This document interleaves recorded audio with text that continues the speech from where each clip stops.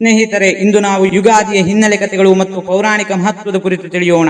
ಬ್ರಹ್ಮನ ಸೃಷ್ಟಿ ಕಾರ್ಯ ಆರಂಭವಾದ ದಿನ ಹಿಂದೂ ಪುರಾಣಗಳ ಪ್ರಕಾರ ಚೈತ್ರ ಮಾಸದ ಶುಕ್ಲ ಪಕ್ಷದ ಪಾಡ್ಯದಂದು, ಅಂದರೆ ಯುಗಾದಿಯ ದಿನ ಸೃಷ್ಟಿಕರ್ತನಾದ ಬ್ರಹ್ಮದೇವನು ಈ ಇಡೀ ಜಗತ್ತಿನ ಸೃಷ್ಟಿಯನ್ನು ಪ್ರಾರಂಭಿಸಿದನು. ಕಾಲಗಣನೆ, ಗ್ರಹಗಳು, ನಕ್ಷತ್ರಗಳು, ಋತುಗಳು, ದಿನ, ತಿಂಗಳು, ವರ್ಷ ಮತ್ತು ಭೂಮಿಯ ಮೇಲಿನ ಜೀವರಾಶಿಗಳನ್ನು ಬ್ರಹ್ಮನು ಇದೇ ದಿನದಿಂದ ಸೃಷ್ಟಿಸಲು ಆರಂಭಿಸಿದನೆಂಬ ನಂಬಿಕೆ ಇದೆ. ಹಾಗಾಗಿ ಇದನ್ನು ಹೊಸ ವರ್ಷದ ಮೊದಲ ದಿನವಾಗಿ ಆಚರಿಸಲಾಗುತ್ತದೆ.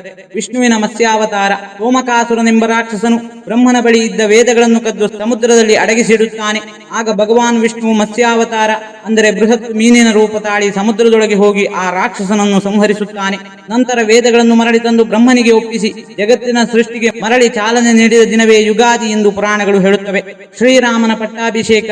ದುಷ್ಟ ರಾವಣನನ್ನು ಸಂಹರಿಸಿ 14 ವರ್ಷಗಳ ಕಾಲ ವನವಾಸವನ್ನು ಮುಗಿಸಿ ಸೀತಾಮಾತೆ ಹಾಗೂ ಲಕ್ಷ್ಮಣನ ಜೊತೆ ಶ್ರೀರಾಮನು ಅಯೋಧ್ಯೆಗೆ ಹಿಂತಿರುಗುತ್ತಾನೆ. ಆತನನ್ನು ಅಯೋಧ್ಯೆಯ ಜನತೆ ಭವ್ಯವಾಗಿ ಸ್ವಾಗತಿಸಿ ಅವನಿಗೆ ಪಟ್ಟಾಭಿಷೇಕ ಮಾಡಿದ ಶುಭ ದಿನವೇ ಯುಗಾದಿ ಎಂಬ ನಂಬಿಕೆಯು ಭಕ್ತರಲ್ಲಿದೆ. ಶಾಲಿವಾಹನ ಶಕೆಯ ಆರಂಭ. ಐತಿಹಾಸಿಕವಾಗಿ ನೋಡಿದರೆ ಗೌತಮಿ ಪುತ್ರ ಶಾತಕರ್ಣಿ, ಅಂದರೆ ಶಾಲಿವಾಹನ ಎಂಬ ಶ್ರೇಷ್ಠ ಚಕ್ರವರ್ತಿಯು ಶಕರು ಎಂಬ ವಿದೇಶಿಯ ಆಕ್ರಮಣಕಾರರನ್ನು ಯುದ್ಧದಲ್ಲಿ ಸೋಲಿಸಿ ತನ್ನ ಸಾಮ್ರಾಜ್ಯವನ್ನು ಸುಭದ್ರವಾಗಿ ಸ್ಥಾಪಿಸುತ್ತಾನೆ.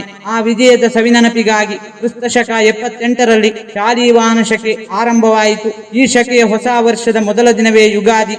ಪ್ರಕೃತಿ ಮತ್ತು ತಾತ್ವಿಕ ಹಿನ್ನೆಲೆ, ಅಂದರೆ ಬೇವು ಬೆಲ್ಲ. ಯುಗಾದಿ ಎಂದರೆ ಕೇವಲ ಪೌರಾಣಿಕ ದಿನವಲ್ಲ, ಇದು ಪ್ರಕೃತಿಯಲ್ಲೂ ಹೊಸತನದ ಕಾಲ. ವಸಂತ ಋತುವಿನ ಆಗಮನದಿಂದ ಮರಗಳು ಹಳೆಯ ಎಲೆಗಳನ್ನು ಉದುರಿಸಿ ಹೊಸ ಚಿಗುರು ಒಡೆಯುತ್ತವೆ. ಪ್ರಕೃತಿ ಹಸಿರಿನಿಂದ ಕಂಗೊಳಿಸಲು ಪ್ರಾರಂಭಿಸುತ್ತವೆ.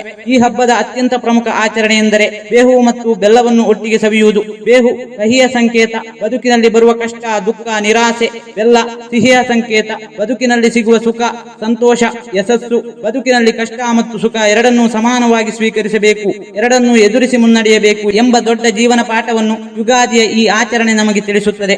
ಈ ವಿಡಿಯೋ ನಿಮಗೆ ಇಷ್ಟವಾಗಿದ್ದರೆ ವಿಡಿಯೋಗೆ ಒಂದು ಲೈಕ್ ನೀಡಿ ಹಾಗೂ ನಿಮ್ಮ ಸ್ನೇಹಿತರೊಂದಿಗೆ ಹಂಚಿಕೊಳ್ಳಿ. ನಿಮ್ಮ ಅನಿಸಿಕೆಗಳನ್ನು ಕಾಮೆಂಟ್ ಮೂಲಕ ತಿಳಿಸಿ.